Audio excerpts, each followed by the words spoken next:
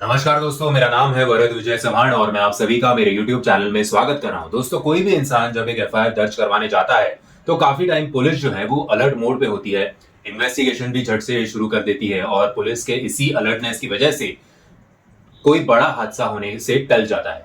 लेकिन भारत में majority of cases ऐसे होते हैं जहां पे खास करके अगर मिसिंग केसेस होंगे और या फिर कोई गरीब परिवार से होंगे तो जिसके बारे में मिसिंग कंप्लेंट दी जाती है, पुलिस इन मामलों को ज्यादा सीरियसली नहीं लेती। पुलिस कहती है कि आ जाएंगे, दोस्तों के वहां गए होंगे, आपका झगड़ा तो नहीं हुआ अपने पति के साथ या फिर पत्नी के साथ, तो किसी होटल में ठहरे होंगे, आ जाएंगे, इतनी टेंशन की बात नहीं है। खास करके पहले 24 घंटे या 40 घंटों तक पुलिस जो है वो इतनी इस मामले को सीरियसली नहीं लेती किसी भी मिसिंग केस में। और हमारे यहाँ जो जुरिस्डिक्शन का मामला है, हर एक पुलिस चौकी को सरहदों में बांटा गया है। तो ऐसे ही जुरिस्डिक्शन का शिकार एक पत्नी कैसे बनती है, आज की कहानी उस पर आधारित है। दोस्तों, कहानी है गौरव चंडेल की। 6 जनवरी 2020 की रात को गौरव चंडेल अपने गुड़गांव, जिसे गुड़गांव भी कहा जाता है, गुड़गांव के ऑफिस से वो निकल चुके थे रात के 8 बजे। गौरव चंडेल रहते थे नोएडा एक्सटेंशन में। गौरव चंडेल जो है वो एक पत्नी के साथ और एक बेटा उन्हें था। तकरीबन 40 की उम्र थी गौरव चंडेल की। किसी हेल्थ इंश्योरेंस कंपनी में वो रीजनल मैनेजर की पोस्ट पे थे, सो काफी अच्छी इनकम उनकी थी। अभी गुड़गांव से नोएडा एक्सटेंशन का जो डिस्टेंस है, खास करके शाम के वक्त पीक ट्रैफिक वाला ये टाइम होता है, तो तकरीबन जब ये ऑफिस से निकलते हैं, इन्होंने 8 बजे अपनी बीवी को कॉल करके, बीवी का नाम प्रीति है, बीवी को कॉल करके बताया कि मैं अभी ऑफिस से निकल चुका हूँ। तो प्रीति ने इस बात का अनुमान लगाया कि ठीक है, अभी 8 बजे निकले हैं तो 10 सवा 10 तक ही घर तक पहुंच जाएंगे, क्योंकि 2 घंटे का समय ट्रैफिक में तभी लगता था। 10 बज गए, सवा 10 बज गए, कभी कभी थोड़ा ट्रैफिक ज्यादा होता है तो 10-15 मिनट यहाँ वहां हो जाते हैं। 10:30 बजे फिर भी अभी गौरव जो है वो घर पे नहीं पहुंचे थे, तो प्रीति को थोड़ी फिक्र होने लग गई। प्रीति ने गौरव को कॉल किया तो गौरव ने फोन उठाया। गौरव ने कहा कि इस समय वो पार्थला चौक में है और उनके गाड़ी के पेपर्स जो है वो पुलिस से चेक करवा रहे हैं। अभी आपको पता होगा, भारत भर ये होता है, रात के समय बैरिकेड्स डाले जाते हैं और हमारा लाइसेंस, गाड़ी के कागजात, ये सब चेक किए जाते हैं। सो प्रीति को भी लगा कि ठीक है, चेकिंग होता होगा, नॉर्मल रूटीन चेकिंग होगा, पेपर्स दिखा के आ जाएंगे। बाय द वे, हाल ही में गौरव ने ये नई गाड़ी ली थी। गौरव को क्या पता था कि इस नई गाड़ी में उनका जो सफर होगा वो उनके जिंदगी का आखिरी सफर साबित होगा। 10:30 बज गए, पौने 11, 11 बज गए। अच्छा, ये जो पार्थला चौक है, वहां से गौरव का घर मुश्किल से 3-4 किलोमीटर का था, 3-4 किलोमीटर के डिस्टेंस पे था।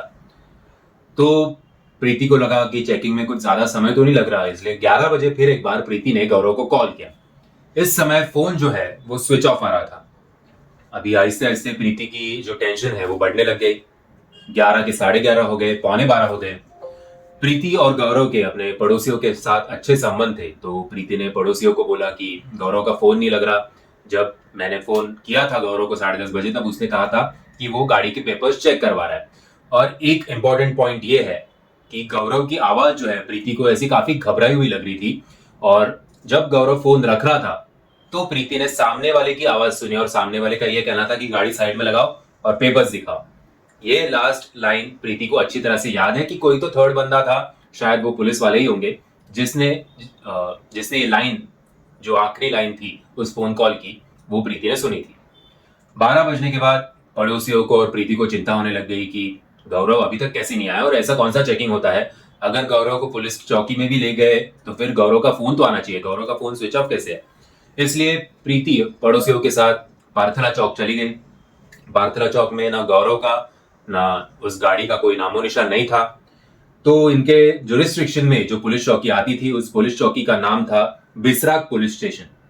तो प्रीति अपने पड़ोसियों के साथ बिसराक पुलिस स्टेशन जाती है। कहती है कि पति अभी तक लौटे नहीं है घर पे। आखिरी बात जो हुई थी वो रात के 10:30 बजे हुई थी। आपके यहाँ कुछ पुलिस चेकिंग तो नहीं था? तो पुलिस भी इस मामले को ज्यादा सीरियसली नहीं लेती, जो मैंने आपको वीडियो के स्टार्टिंग में बताया था। पुलिस का ये कहना था कि आ जाएंगे, 2 ही घंटे तो हुए हैं, कहीं तो गए होंगे, किसी दोस्तों का कुछ इमरजेंसी कॉल आया होगा, वहां गए होंगे, आप वहां पे जाके चेक कीजिए। तो पुलिस ने तो हाथ खड़े कर दिए। अभी प्रीति और पड़ोसियों के पास दूसरा कुछ चारा नहीं था। प्रीति ने फिर एक बार गौरव को कॉल लगाना शुरू किया, लेकिन हर बार फोन जो है वो स्विच ऑफ आ रहा था। फिर एक बार वो लोग पार्थला चौक चले गए। वहां पे आजू बाजू के एरिया में छानबीन की। गौरव का ना उस गाड़ी का कोई नामो निशान नहीं था। फिर ये लोग रात के 3 बजे बिसराक पुलिस स्टेशन पहुंचते हैं और फिर एक बार गौरव की मिसिंग कंप्लेंट दर्ज तो करवाई है, ऐसे रिक्वेस्ट करते हैं। और थोड़े पढ़े लिखे लोग थे तो थोड़े लॉ की भाषा भी जानते थे। इस टाइम पुलिस थोड़ा सीरियसली इस मामले को लेती है। पुलिस बोलती है कि चलो पार्थला चौक जाके देखते हैं। पार्थला चौक पहुंचने के बाद पुलिस भी वही नोटिस करती है जो प्रीति और पड़ोसियों ने नोटिस किया था कि गौरव का कुछ आता पता है नहीं। सो फिर एक बार टाइम वेस्ट। प्रीति और पड़ोसी ही पुलिस वालों को सजेस्ट करते हैं कि आप गौरव के मोबाइल का लोकेशन ट्रेस कीजिए। फिर पुलिस वालों की ट्यूब चलती है और पुलिस मोबाइल लोकेशन ट्रैक करना शुरू कर देते हैं। ट्रैक करने के बाद पहला लोकेशन पार्थला चौक से जो गौरव का दिखाई देता है वो होता है हैबादपुर का, जो तकरीबन 3.5 किलोमीटर दूर है पार्थला चौक से। जब ये लोग हैबादपुर पहुंचते हैं तो फिर एक बार लोकेशन जो है मोबाइल का वो ट्रेस किया जाता है। अभी जो लोकेशन दिखाया जा रहा है वो है रोजा जलालपुर का, जो हैबादपुर से तकरीबन 9 किलोमीटर दूर है। फिर ये लोग रोजा जलालपुर पहुंचते हैं, फिर एक बार लोकेशन ट्रेस किया जाता है। अभी सैलादपुर, जो रोजा जलालपुर से भी 1.5 किलोमीटर दूर है, वहां का लोकेशन आता है। और सारी के सारी ये जो लोकेशंस हैं वो गौरव के घर से अपोजिट डायरेक्शन में है। सो पुलिस प्रीति को ही पूछते हैं कि ये साइड में गौरव के कोई फ्रेंड्स है क्या। प्रीति ना बोलती है कि ये किसी भी लोकेशन में जहां जहां हम लोग अभी ट्रैवल कर रहे हैं रात के 4-5 बजे, वहां पे तो गौरव का कुछ आता पता है नहीं। पुलिस का फिर एक बार इस मामले से हाथ झाड़ना शुरू होता है। पुलिस जो इस आखिरी लोकेशन पे पहुंची थी जिसका नाम था सैलादपुर, पुलिस कहती है कि ये हमारे एरिया में आता नहीं है, हमारे जुरिस्डिक्शन में ये मामला आता नहीं है।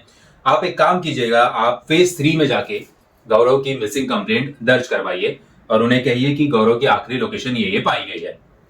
प्रीति जाती है फेज 3 पुलिस स्टेशन में। फेज 3 पुलिस स्टेशन के बाद प्रीति पूरा मामला पुलिस को बताती है। पूरा मामला सुनने के बाद फेज 3 पुलिस भी हाथ खड़े कर लेती है और प्रीति से कहती है, प्रीति और पड़ोसियों से, कि आप चेरी काउंटी पुलिस स्टेशन जाओ, ये मामला उस एरिया का है, हमारे अंडर ही आता नहीं है।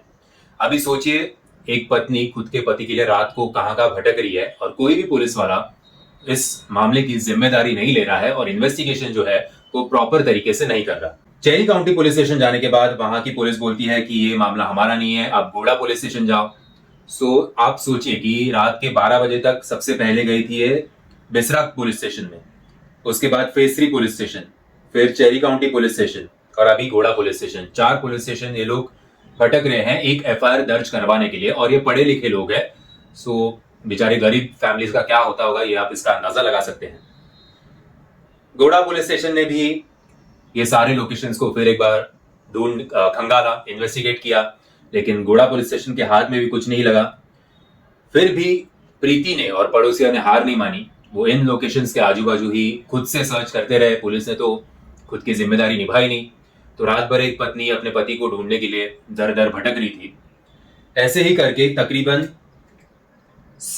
5 बजे, सुबह 5 बजे के आसपास हिंडौन नदी गाजियाबाद में प्रीति को गौरव की गाड़ी दिखाई देती है। आप सोचिए, जो काम पुलिस को करना चाहिए था वो प्रीति और ये पड़ोसी कर रहे हैं और इन लोगों को गाड़ी का पता चला, ना कि पुलिस वालों को। गाड़ी मिलने के बाद सब लोग उस एरिया में स्प्रेड हो गए और देखने लगे कि गौरव का कुछ नामो निशान के मिलता है क्या। थोड़ी ही दूर एक बॉडी इन्हें दिखाई दी। बॉडी की पर्सनालिटी जो है वो गौरव से काफी मिलती जुलती थी। तो जब इन लोगों ने नजदीक जाके देखा तो ये वाकई में गौरव था। गौरव को तुरंत अस्पताल में एडमिट कर दिया गया। अस्पताल में से पुलिस वालों को इन्फॉर्म कर दिया गया। अब पुलिस के कान खड़े हो गए, क्योंकि जो काम पुलिस को करना चाहिए था वो काम इन लोगों ने किया है। और अभी ये मामला अगर मीडिया में पहुंच गया तो पुलिस को तो काफी गालियां खानी पड़ेंगी। जब पुलिस अस्पताल में पहुंची और गौरव का पोस्टमार्टम हुआ तो पोस्टमार्टम में ये साबित हुआ कि गौरव को काफी मल्टीपल इंजुरीज हुई है और उसके सिर में 2 गोलियां मारी गई है। इसकी वजह से गौरव की डेथ हो गई है। अभी ये सारे पढ़े लिखे लोग, प्रीति, पड़ोसी, एरिया वाले और मीडिया का ट्रायल जब शुरू होता है तो ऐसे टाइम पे मामले को शांत करने के लिए 6 पुलिस वालों को सस्पेंड कर दिया गया। और उस समय के जो एसएसपी थे, जिनका नाम था वैभव कृष्णा, उनका ट्रांसफर करवा दिया गया। ट्रांसफर करने के बाद और सस्पेंड होने के बाद काफी टाइम तक मामला शांत हो जाता है। लेकिन मुजरिम जो है वो अभी तक जेल के अंदर नहीं होता है। बस सस्पेंशन से मामले को ठंडा करने का काम ये लोग करते हैं। इस केस की वजह से पहली बार, अभी तक सिर्फ एसएसपी हुआ करते थे, लेकिन यूपी गवर्नमेंट ने यह डिसाइड किया कि नोएडा और लखनऊ के लिए अभी जो हायर पोस्ट होगी वो कमिश्नर की होगी, और कमिश्नर को हायर किया गया और कमिश्नर के अंडर इस मामले की जांच जो है वो शुरू कर दी गई। 10 दिन बीत गए, 15 दिन, 18 दिन।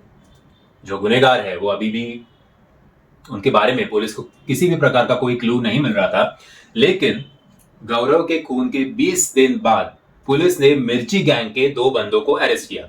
इन बंदों का नाम था उमेश और आशु।